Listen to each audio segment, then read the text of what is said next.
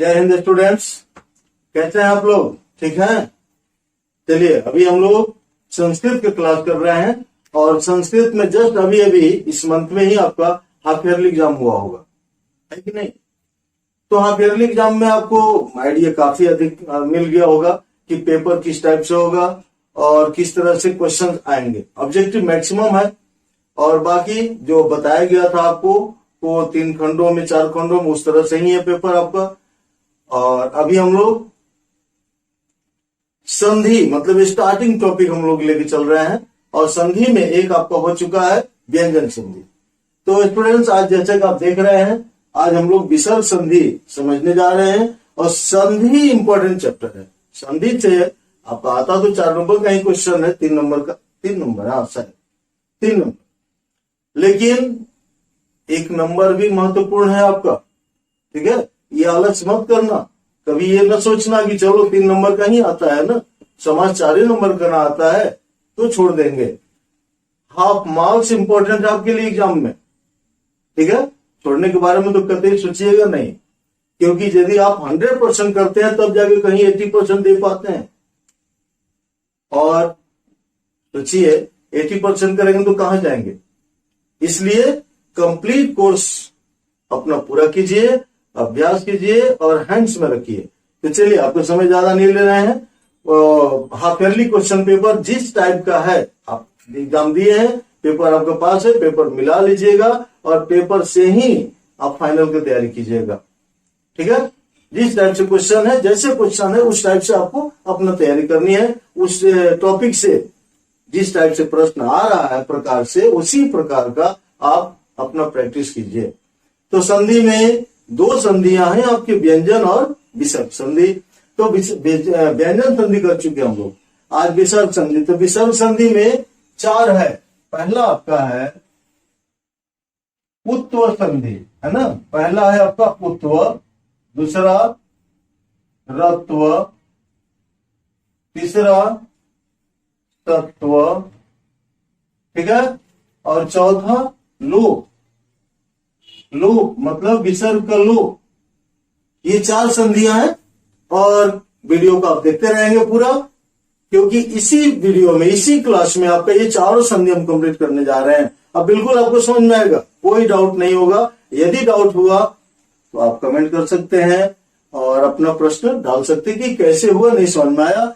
एकदम निश्चित रहिए कि अगले वीडियो में आपको हम आपके प्रश्न का उत्तर दे देंगे, मिल जाएगा आपको। ठीक है, जहां भी डाउट हो आप प्रश्न कीजिए, आप तैयारी अपने अच्छी तरह कीजिए। पहला देखिए उत्व, फर्स्ट उत्व मतलब विसर्ग का उ होता है। ठीक है ना, विसर्ग उ बनता है। इसके लिए कंडीशन है कि यदि, ठीक है, विसर्ग के पहले अ हो, यदि विसर्ग के पहले अ हो और बाद में विसर्ग के बाद में मतलब कि विसर्ग के बाद में वर्गों का तृतीय वर्ण, है ना, तृतीय, चतुर्थ वर्ण य, र, ल, व या ह हो तो विसर्ग का उ हो जाता है। तो विसर्ग का उ हो जाता है, उ हो जाता है। ओके, वही उ जो विसर्ग से उ बना है, वही उ पहले वाले अ से मिलकर, पहले वाले अ से मिलकर, कहा ना विसर्ग के पहले अ हो तो जो विसर्ग उ बनेगा तो वो उ अपने पहले वाले अ से मिलकर ओ हो जाता है, मिलकर ओ हो जाता है, ओ हो जाता है। क्लियर? कंस्ट्रक्शन रूप में आप देखेंगे इस तरह से कि मान लो कि यहां विसर्ग है, अब विसर्ग से पहले अ है, ये देखिए अ, अब विसर्ग के बाद में तृतीय वर्ण हो, तृतीय वर्गों का, या चतुर्थ, चतुर्थ, या य र ल व या ह, ये कंडीशन है आपका, समझ गए। अब इस कंडीशन में, ऐसा कंडीशन यदि उत्पन्न होता है किसी संधि में, तो यहाँ ये विसर्ग जो है ऊ बन जाएगा, ऊ बन जाएगा, और ये अ, ये अ और ये ऊ, ये इस अ के साथ मिल करके ओ हो जाएगा, ठीक है ना। यही कंडीशन है, ये आपका उत्तर संधि है, उत्तर संधि आपका कंप्लीट हुआ। हाँ, तो समझ गए। यहाँ पर देखिए ये अ और ऊ मिल करके ओ हो जाता है, ठीक है। यहाँ पर तृतीय वर्ण, चतुर्थ वर्ण और पंचम भी है, ठीक है ना। पंचम, पंचम वर्ण भी होगा, तृतीय चतुर्थ और पंचम यहां जोड़ लीजिएगा, पंचम, पंचम वर्ण, ठीक है ना। पंचम मतलब वही अंग, य, अड़, न और म, वर्गों का, वर्गों का तृतीय वर्ण मतलब कि ग ज, है ना, ये तीसरा, और चतुर्थ घ झ ढ, ये चौथा होता है, और पांचवा अंग, य, अड़, ये पांचवा होता है। ये रहेंगे तो ये ओ हो जाएगा। अब एग्जाम्पल इसका देखिए, जैसे एग्जाम्पल में यही आपको मेन आता है ना, जैसे मनः प्लस रथ, मिलाइए, कंडीशन मिलाइए, पहले कंडीशन यहाँ विसर्ग है, देखिए अब विसर्ग से पहले अ है, इस न में अ छुपा हुआ है, न कहते हैं तो अ आता है, अ, और इधर र है, देखिए यहाँ पर र है, तो ये क्या हो जाएगा, ये ऊ बनेगा, विसर्ग ऊ बनेगा, माना ऊ हो जाएगा, और फिर न में का अ मिल करके ओ हो जाएगा, तो इक्वल टू हो जाएगा आपका मनोरथ, मनोरथ, ठीक है। अब ये आपका संधि हो गया। संधि विच्छेद करने के लिए दो तरह से प्रश्न आते हैं एग्जाम में, या तो आप संधि करो या संधि विच्छेद करो, और ऑब्जेक्टिव है, चूंकि याद रखेंगे संधि ऑब्जेक्टिव है, तो ऑब्जेक्टिव है तो आपका मन प्लस रथ दिया रहेगा, और चार ऑप्शन रहेगा, मन रथ, है ना, मनोरथ, मणि रथ, ऐसे करके दिया रहेगा आपका ना ऑप्शन। अब उस ऑप्शन में जो सही ऑप्शन होगा उसको आप टिक करेंगे, तो सही ऑप्शन में याद रखेंगे कि विसर्ग सीधे डायरेक्ट ओ हो जाएगा, और यदि ओ है तो विसर्ग बन जाएगा। जैसे यशोदा, मान लीजिए यशोदा है, यशोदा, इसका संधि विच्छेद करना है, आप देख रहे हो ना यहाँ ओ है, ओ को क्या कर दीजिए, विसर्ग बना दीजिए, ओ विसर्ग बन जाएगा, तो हो जाएगा यश प्लस दा। देखिए दा जो है, त थ द तीसरा वर्ण आ गया ना, द तीसरा है। इसी तरह से पुरा प्लस हित, पुरोहित, पुरोहित, पुरोहित, ये हो जाएगा पुरह और प्लस हित, ठीक है, पुरह प्लस हित, पुरोहित। मनोज, सरोज, है ना, ये सब जितना भी है वो आ रहा है, दो वर्ण है, मैंने दो शब्द है, और दोनों शब्दों के बीच में ओ से मिला हुआ है। जैसे मनोज है तो मनो अज, तो मनो में ओ आ गया, तो उसी ओ को आप विसर्ग बना देंगे, आपका ये कंप्लीट हो जाएगा। क्लियर स्टूडेंट, समझ रहे हैं, अच्छी तरह से मन से समझिए, प्रैक्टिस कीजिए खूब। इसमें ध्यान रखना है, कोई ये जरूरी नहीं है आप ये नियम को याद रखें, लेकिन याद रखेंगे तो फॉर बेटर, बहुत अच्छी बात है, लेकिन प्रैक्टिस बहुत जरूरी है। एग्जाम्पल दिमाग में हमेशा आपके चलते रहे कि यशोदा है, मनोज है, सरोज है ना, अम्भोज है, जहां भी ओ वाला है, पुरोहित है, ठीक है। इसी तरह से पयोधर है, और क्या तेजोमय, एक पांचवा वर्ण वाला एक कर लीजिए, तेजोमय, तेजोमय, तो यहां कहां टूटेगा, देखिए। और एक चीज और बताया था आपको, हम पहले भी संधि में बताया, जो बताए थे व्यंजन संधि, उसमें भी कि दिए गए शब्द को आप बार बार पढ़ो, 3-4 बार पढ़ो, ऑटोमेटिक अलग हो जाएगा, है ना। तेजोमय, तेजोमय, मय ऑटोमेटिक अलग हो गया, तेजो अलग हो गया, मय अलग हो गया, तो तेजो में जो ओ है उसको विसर्ग बना दो, हो गया तेज और प्लस मयः। ये पांचवा वर्ण है आपका। म जो है पंचम वर्ण है, ठीक है ना, तो ये छूट गया था, बाद में ऐड किया आपको पंचम वर्ण। तो तीसरा चौथा पांचवा इयारा लवह, और उसके पहले विसर्ग हो, विसर्ग से पहले अ। ओके, चलिए अब इसके बाद हम लोग दूसरा करेंगे। ये आपका उत्तर क्लियर हो गया, उत्तर संधि हम लोग कर लिए। अब रत्व में चल रहे हैं। ओके, रत्व संधि के लिए हम लोग अब तैयारी करते हैं। इसके बाद रत्व लिख लेते हैं, आपका टाइम कम लगेगा, और उसके बाद आपको समझाते हैं, ठीक है। हाँ, तो अब हम लोग रत्व संधि दूसरा ना, उत्तर के बाद रत्व। रत्व में है नियम, पहले समझ लेते हैं, फिर एग्जाम्पल के बाद आपका रिवीजन। यदि देखिए इसमें विसर्ग ही रहता है ना, यदि विसर्ग के पहले, यदि विसर्ग के पहले पहले अ आ को छोड़कर, अ या आ इसको छोड़कर, इसको छोड़कर कोई स्वर हो ना, कोई स्वर हो, मतलब अ आ नहीं होना चाहिए, कोई स्वर वर्ण हो। और यही है, मैंने नर्सरी पार हो गया, 1 2 पार हो गया, लेकिन अ क ख अगर पढ़ना है वो जान नहीं छोड़ेगा ना, बेस है। और वो बेस भूल गए, यदि बहुत से स्टूडेंट को ए है पूछते हैं लिख करके, बोलो बाबू क्या लिखा हुआ है, लिखते हैं कुछ और, वो लोग पढ़ते हैं कुछ और, आप जानते हैं, है ना। देखिए जैसे पूछ चुके हैं आपसे भी हम, ये लिखा हुआ है, और आपसे पूछेंगे कि बताओ बाबू क्या लिखा हुआ है। मैक्सिमम स्टूडेंट पढ़ते हैं, जानते हैं क्या, ए आई, मैक्सिमम लोग पढ़ते हैं, जबकि ये गलत है। यहां पर ए है ही नहीं, केवल आय है, ए गायब है।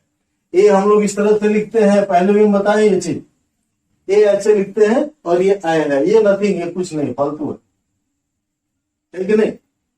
लेकिन लिख करके दे दिया जाए इस तरह से ये दोनों, तो मैक्सिमम हम लोग पढ़ देते हैं ए आय। जानते हैं क्यों ऐसा, क्योंकि जब ये मात्रा बनकर के व्यंजन में जुड़ता है तो इसका एक मात्रा होता है, ए का एक मात्रा ऊपर रहता है ऐसा, और आय का 2 मात्रा होता है। तो वही हमको ध्यान में आ जाता है कि ए है तो 1 मात्रा, आय है तो 2 मात्रा, ए आय है। और ये गलती हम कर बैठते हैं, हालांकि ऐसा हम लोग लिखते नहीं है, कुछ लोग हैं जो ऐसे लिखते हैं, लेकिन उस टाइप से नहीं लिखते हैं, इतना तो जानकारी है।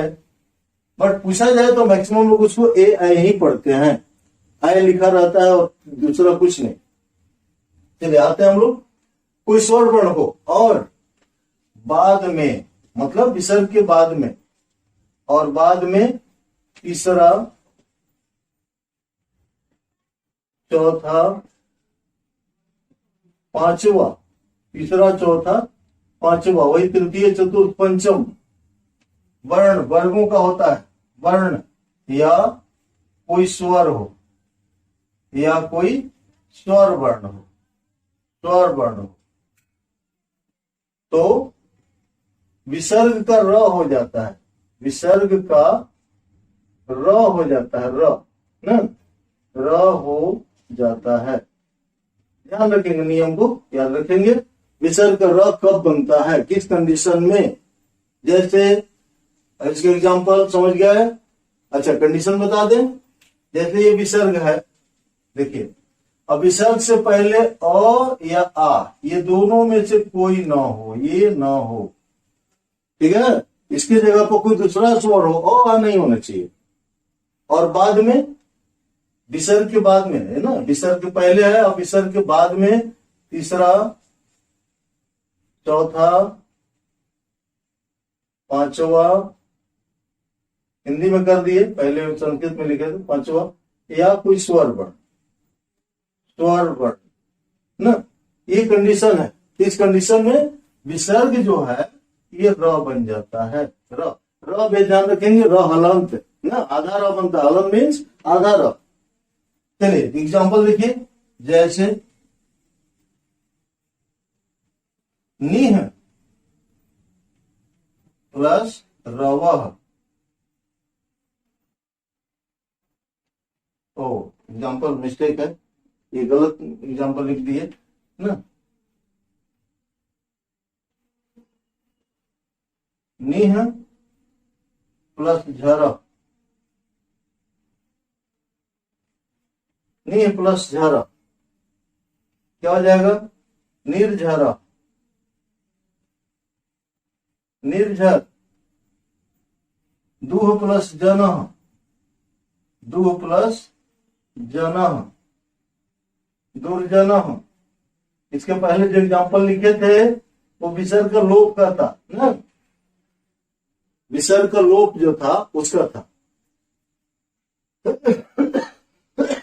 निह प्लस झरा, निर्झरा। देखिए विसर्ग से पहले अ नहीं है ना, और बाद में हाँ, तो विसर्ग से पहले छोटी ई है, अ नहीं है, और विसर्ग के बाद में झ है, च छ झ झ, चौथा वर्ण, ठीक है ना, चौथा वर्ण है झ। तो क्या हो गया? विसर्ग का र बन गया, रेप हो गया, ठीक है ना, विसर्ग का रेप हो गया। अब कोई स्वर ले लेते हैं, निह प्लस उपाय, निह प्लस उपाय। अब यहां देखिए ये स्वर आ गया, तीसरा चौथा नहीं, स्वर है। तो विसर्ग के पहले ई है, छोटी ई है, तो विसर्ग र बनेगा, और उस र में ये स्वर मात्रा बनकर मिल जाएगा, तो होगा निरूपाय, निरूपाय, निरूपाय। इस तरह से आप अपने रिवीजन करते हुए इसको पूरा करेंगे, ठीक है ना। चलिए, तो अभी हम लोग रत्व संधि का प्रैक्टिस किए। हाँ, ध्यान रखना है विसर्ग से पहले कोई दूसरा स्वर ना हो। अब अगर मान लो कि आपको विच्छेद करना है, संधि, हम तो क्या किए, संधि करने को दिया आपको ना, विच्छेद यहाँ किया हुआ है और इसका संधि करना है। अब यदि आपको संधि में विच्छेद करना हो, उस कंडीशन में क्या करेंगे आप? देखिए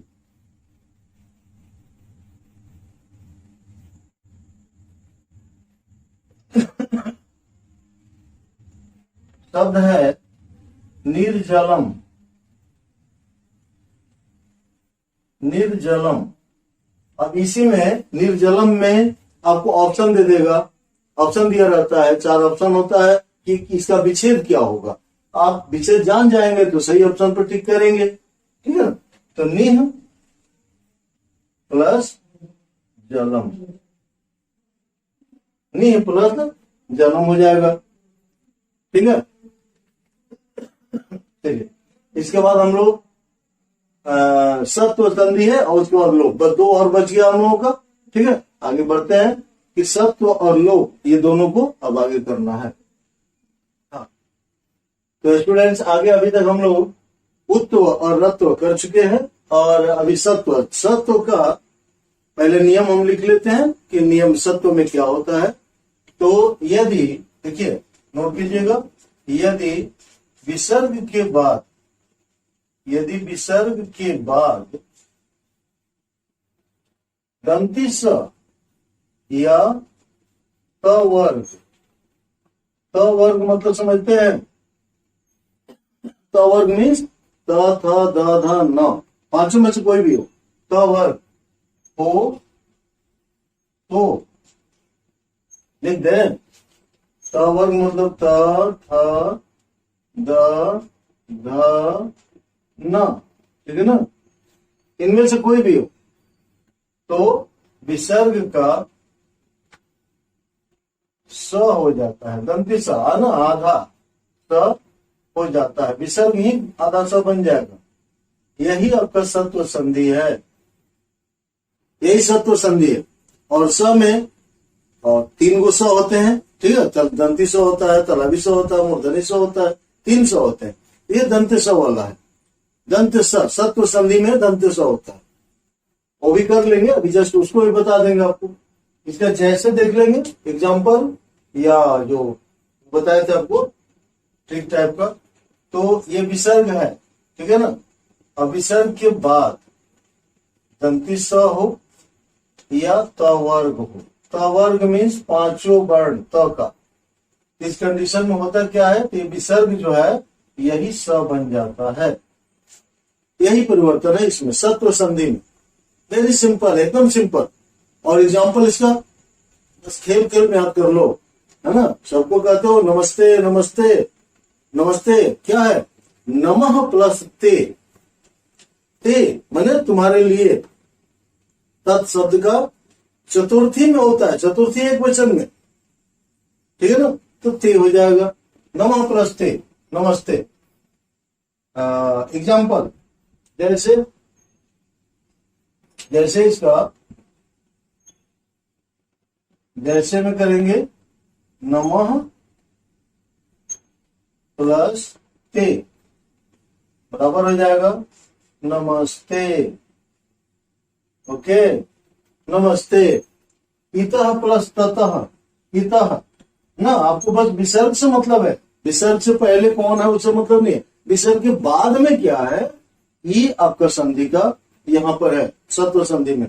तो विसर्ग के बाद में इतः प्लस ततः, देखिए तो बाद में त आ गया, तवर्ग में का, तवर्ग का पहला वर्ण त, त द ध न कोई भी हो तो आपका वही बनेगा इतस ततः, इतस ततः। ये ज्यादातर आपसे पूछा जाता है एग्जाम में, मैक्सिमम टाइम इतस ततः, ठीक है ना, ये आता है, ठीक है। तो इस तरह से सत्व संधि में आप दंती स किए। अब तालाब्य स मूर्धन्य स भी है, बट वो आपका सिलेबस में नहीं है, सिलेबस में यही है आपका, ठीक है ना। अब नोट करके आपको बता दे रहे हैं, नोट में ये भी कर ले तो कोई दिक्कत नहीं है, जानकारी रखना चाहिए। देखो अगर जानकारी हम जो नहीं सिलेबस में है, बहुत से स्टूडेंट कहते हैं सर ये एग्जाम में आएगा। अरे भाई नॉलेज है, हम एग्जाम के लिए थोड़ी पढ़ाई करते हैं, हा? सारी पढ़ाई केवल एग्जाम के लिए करेंगे, कुछ जानकारी भी तो होनी चाहिए ना, ज्ञान के लिए, नॉलेज के लिए भी पढ़ना चाहिए। तो मान लो कि हमारा सत्व संधि में दंती स ही वो दे रहा है, दंत स, और तालाब्य स मूर्धन्य स हम जान जाएंगे तो क्या नुकसान हो जाएगा, कोई बड़ी बात नहीं है, है ना, कि ये हम ना जाने, ये जानना चाहिए। नोट कर लीजिए, नोट में क्या है कि विसर्ग के बाद, देखिए विसर्ग के बाद एकदम शॉर्ट में लिख दे रहे हैं, विसर्ग के बाद तालाब्य स या च वर्ग हो, तो एक लाइन में बस, तो विसर्ग का तालाब्य स हो जाता है, ठीक है ना, आधा स तालाब्य स हो जाता है, ठीक है, कोई दिक्कत नहीं है, विसर्ग का तालाब्य स हो जाता है, ठीक है। जैसे करते हैं, जैसे कर लो इसी में, चलो भाई, जैसे में है राम प्लस च बराबर हो जाएगा रामश्च। देखिए हाँ, ये सिलेबस में नहीं है, ध्यान रखिएगा। अब ये नहीं कि सर बता रहे हैं, फालतू बता रहे हैं, बिल्कुल नहीं। मैं पहले ही बोला हूं कि कुछ हमें अपने जानकारी के लिए भी जानना चाहिए, पढ़ना चाहिए ना। एग्जाम में सत्व है, दंत स वाला ही है, दंत स को ही सत्व कहा जाता है, सत्व संधि, इसी को हम लोग सत्व संधि कहते हैं ना। लेकिन नोट में आपको करा दे रहे हैं राम प्लस च, ठीक है, तो रामश्च हो गया, ओके। और दूसरा में जिसे नोट ये पहला हो गया, ये वो तालाब्य स का हुआ, और दूसरा है जिसे आपको सेकंड में कर लीजिए कि विसर्ग के बाद, वही चीज है आपका, कोई अंतर नहीं है। विसर्ग के बाद अगर मूर्धन्य स हो, मूर्धन्य स या ट वर्ग, देखिए ट वर्ग ना हो, तो विसर्ग का मूर्धन्य स हो जाता है ना। जब भी बनेगा तो आधा ही बनेगा, हो जाता है, ठीक है। अगर मूर्धन्य स रहेगा या टठर ड में से कोई रहेगा तब वहां मूर्धन्य स हो जाएगा। इसके जैसे धनु प्लस टंकार, जैसे धनु प्लस टंकार। टंकार मतलब धनुष की आवाज है ना। धनु प्लस टंकार बराबर हो जाएगा धनुष टंकार। ये वाला शब्द धनुष टंकार, ठीक है। ये आपको हम नोट में बता दी है। अब एक संधि हम लोगों का रह गया है, कौन? लोप, ठीक है। विसर्ग का लोप कैसे होता है, क्यों होता है, क्या कंडीशन है उसके लिए। बट स्टूडेंट्स ध्यान रखना, संधि में आपका व्यंजन में 2 और विसर्ग में 4, ये संधियां हैं और इसको एकदम कंप्लीट कर लेंगे, इससे बाहर नहीं आएगा, ठीक है ना। तो व्यंजन संधि का जो 2 संधि है वो पिछले वीडियो में दे चुके हैं हम, आप नहीं देखे होंगे, देख लीजिएगा क्योंकि अधूरा है। अगर व्यंजन संधि नहीं किए, ज्यादातर व्यंजन से भी आता है, विसर्ग से तो खैर आता ही है, 4 गो है इसमें। और व्यंजन से जसत्व है प्रथम वर्ण से तृतीय वर्ण परिवर्तनम, जरूर देखिएगा। जगत प्लस अम्बा जगदम्बा, जगत प्लस ईश जगदीश, है ना। और प्रथम वर्ण से पंचम वर्ण परिवर्तन, ये भी है। पहला वर्ण जो है वो 5वां वर्ण होता है।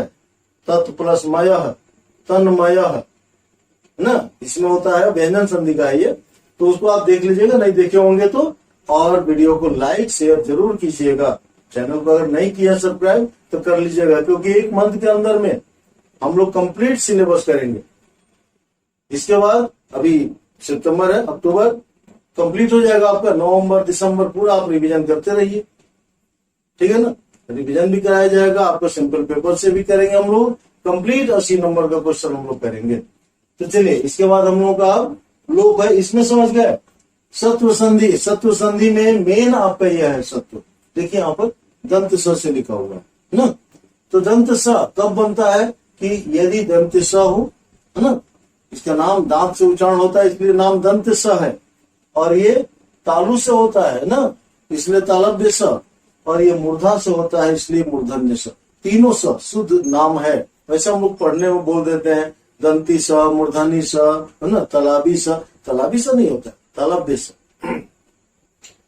तो आप सत्व के साथ साथ ये दोनों बता दिए, नोट में याद रखेंगे। तो मान लीजिए आ गया, तो भाई जानकारी है, हम रखे हुए हैं, आप पीछे थोड़े हटेंगे ना। युद्ध भूमि में गए हैं तो क्या जरूरी है कि बस जो चाहिए चलाना वही लेके जाएंगे हम, और भी ले लेंगे हथियार। मान लीजिए धोखा दिया या कोई दुश्मन उस टाइप का आ गया, काम कर लेंगे अपना, है कि नहीं। चलिए, तो अब हम लोग चलते हैं लोप में, अंतिम। और बोले थे आपसे हम पहले कि इसी वीडियो में विसर्ग संधि का चारों फॉर्मूला, चारों सूत्र आपको हम बताने जा रहे हैं, और पूरा कंप्लीट कर लेंगे। नहीं देखोगे पीछे आप जरूर देख लीजिएगा व्यंजन संधि। और अब हम लोग लोप संधि करेंगे, ठीक है। चलिए, ओके, चलिए तो आगे हम लोग बढ़ते हैं लोप में। ये अंतिम है आपका विसर्ग संधि का अंतिम सूत्र है लोप। और लोप संधि का होता है कि यदि विसर्ग के पहले, यदि विसर्ग के पहले, विसर्ग समझते हैं ना, विसर्ग वही 2 बिंदु जो होता है, विसर्ग के पहले, हाँ आप लोग 2 बिंदु ही कहते हैं कि 2 बिंदु है ना, लेकिन नाम उच्चार याद रखिए, विसर्ग है, 2 बिंदु नहीं, उच्चारण होता है हाँ। यदि विसर्ग के पहले ह्रस्व स्वर हो, ह्रस्व, ह्रस्व स्वर, ह्रस्व स्वर क्या होता है, और छोटी ई, छोटी ई, छोटा ऊ और छोटा री, ये ह्रस्व स्वर है।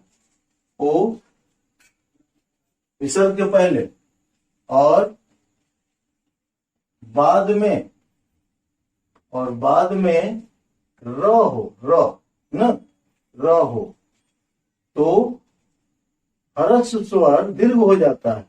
तो ह्रस्व स्वर दीर्घ हो जाता है, दीर्घ स्वर, दीर्घ स्वर हो जाता है,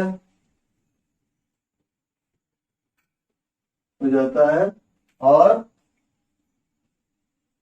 विसर्ग का लोप हो जाता है, और विसर्ग का लोप हो जाता है। लोप, लोप माने गायब हो जाना, छुप जाना, लोप हो जाता है। यही एग्जाम्पल हम पहले दिए थे आपको। देखिए, यह है आपका विसर्ग, अब विसर्ग से पहले ह्रस्व स्वर हो, ह्रस्व स्वर, और इसके बाद में र हो, र, तो क्या हो जाता है, ये दीर्घ स्वर हो जाएगा, दीर्घ स्वर, दीर्घ स्वर समझ रहे हैं, दीर्घ स्वर, आ, बड़ी ई, बड़ा ऊ और बड़ा री, ठीक है, ये दीर्घ स्वर है। और विसर्ग जो है ये गायब हो जाएगा, लोप हो जाएगा। जैसे स्ट्रक्चर के रूप में आपको बता रहे हैं, ये देखिए स्ट्रक्चर हुआ पूरा कंप्लीट, ये है मानी कंडीशन है, और उसका विकार ये उत्पन्न होगा, ये विकार उत्पन्न होगा कि विसर्ग का लोप करा देगा, विसर्ग लोप हो जाएगा, गायब, और ह्रस्व स्वर दीर्घ हो जाएगा, बड़ा बन जाएगा, छोटी छोटी ई है तो बड़ी ई। जैसे नीह प्लस रवह, देखिए यही एग्जाम्पल हम पहले दिए थे आपको, नीह प्लस रवह बराबर क्या हो जाएगा, नी रवह। अब ये नी छोटी है ना, तो ये बड़ी हो जाएगा, नी रवह, नी रवह। नीह प्लस रोगह, नीह प्लस रोगह बराबर निरोगह। कहेंगे केवल संधि करना है सर ना, संधि विच्छेद करके भी बताइए, क्योंकि संधि करना इजी होता है, मालूम है ना आपको। अगर विच्छेद किया है उसको जोड़ना है, यही तो एक कंडीशन है। क्या जोड़ना आसान है, तोड़ना कठिन होता है। बाकी समाज में तोड़ना ही आसान है, जोड़ना कठिन होता है कि नहीं। तो तोड़ना तो बहुत आसान है, बड़े से बड़े बिल्डिंग को तुरंत तोड़ दिया जाता है, लेकिन जोड़ना हो, बनाना हो तो टाइम लगता है, समय लगता है, मेहनत लगता है। लेकिन यहाँ पर संधि में जोड़ना इजी है। आप देखिए नीह प्लस रवा तो तुरंत दिमाग में आएगा, अरे नीह प्लस रवा है तो निरवा होगा, हाँ बड़ी ही कर देंगे, फॉर्मूला आ जाएगा दिमाग में। लेकिन अगर निरवा दिया है, इससे संधि विच्छेद करना है, तो फिर बड़ी मुश्किल है। क्या करें, नीर प्लस वह कर दें कि नीह प्लस रवा कर दें, क्या करें, ये कंफ्यूजन होता है। फॉर एग्जाम्पल देखिए यहां पर दुराजह, दुराजह, अब इसका संधि विच्छेद करना है, दुराजह ना। अब यहां ध्यान रखना होगा, ये जो दू है बड़ा ऊ की मात्रा, इसको छोटा ऊ करना होगा, और फिर राजा लिख दीजिए, दूह विसर्ग आ जाएगा, दूह प्लस राजा, ठीक है। प्रातारम्यम, प्रातारम्यम ये मैक्सिमम आता है। ये एग्जांपल देखिए ध्यान से इसको, प्रातारम्यम, तो प्रात प्लस अरम्यम बहुत से लोग कर देंगे, दीर्घ संधि समझ के स्वर संधि में पहुंच जाएंगे, अ और अ मिलके आ हो जाएगा ना, वो चीज नहीं है। ये विसर्ग संधि है। आ जो है ये अ हो जाएगा, प्रातः प्लस रम्यम, प्रातः प्लस रम्यम, समझे। ओके, बिल्कुल इजी है, एकदम सिंपल है। देखिए प्रातः में विसर्ग से पहले अ है ना, प्रातः तो अ है, और इधर र है आगे, तो मिल रहा है ना, ह्रस्व स्वर है और बाद में र है, तो जो अ है वो आ हो जाएगा, दीर्घ हो जाएगा, है ना। तो आ हो गया तो प्रातः हो गया, अब विसर्ग गायब हो गया, प्रातः और रम्यम तो ज्यों की त्यों रहेगा, इधर कोई दिक्कत नहीं है, तो प्रातः रम्यम हो गया आपका। चलिए इस तरह से आप अभी यहाँ पे लिख पेपर देख लीजिएगा, और इसमें से आया ही होगा, बिल्कुल होगा, हम तो देखे हैं, ठीक है ना। तो उसी टाइप का मैंने वही चीज रहेगा, बस आपका वो बदल जाएगा, वो क्वेश्चन बदल जाएगा, टाइप वही रहेगा। जैसे आपको व्यंजन संधि है, व्यंजन संधि से ही आएगा, विसर्ग संधि से ही आएगा, बस टाइप बदल जाएगा। मान लीजिए दिया निरोगा का, दिया संधि विच्छेद करो, फाइनल में दे देगा निरोगा का संधि विच्छेद करो। जब हम निरोगा का संधि विच्छेद कर सकते तो निरोगा का क्यों नहीं। बस फॉर्मूला जानना है, नियम जानना है, और संस्कृत को हवम एकदम नहीं बनाना है। हाँ ये बात है कि हमारे बोलचाल की भाषा में नहीं है, लगता है हमें कि नया सब्जेक्ट है, नया विषय है, नया टॉपिक है, लेकिन नया बिल्कुल नहीं है, प्राचीनतम है। पहले समाज में हमारे संस्कृत ही बोला जाता था, सभी लोग संस्कृत बोलते थे। तो अब प्रचलन में नहीं है। अब प्रचलन में संस्कृत को कौन गाते, तो हिंदी भी गायब हो रहा है, हिंदी भी नहीं है, इंग्लिश चल रहा है ट्रेंड, इंग्लिश में ही सब चल रहा है। हम लोग सीबीएसई में है, इंग्लिश में ही चलता है, संस्कृत वाले भी। ठीक है, तो चलिए ओके। तो अभी हम लोग संधि कंप्लीट किए। अब संधि के बाद आगे हम लोग समास, अगला जो हम लोगों का चलेगा क्लास, अब समास का चलेगा। और समास में आपका जो सिलेबस है, अव्यय भाव समास है, अव्यय भाव में 6 गो आएगा, मालूम है आपको। फिर तत्पुरुष है, विभक्ति तत्पुरुष है, 6 को विभक्ति है उसका, ठीक है ना। इसके बाद द्वंद्व समास है, द्वंद्व समास और बहुव्रीहि, बस इतना ही समास में है, 4 गो। और चारों समास को हम लोग कर लेंगे नेक्स्ट अगले वीडियो में। चलिए, तो संधि का प्रैक्टिस कीजिएगा, और जहां भी कंफ्यूजन हो, जहां भी न समझ में आए, आप तुरंत क्या कहते हैं उसको कमेंट कीजिए, बताइए, और नेक्स्ट वीडियो में अपने प्रश्न का उत्तर पाइए। ओके, चलिए, तो थैंक यू। जय हिंद, जय भारत।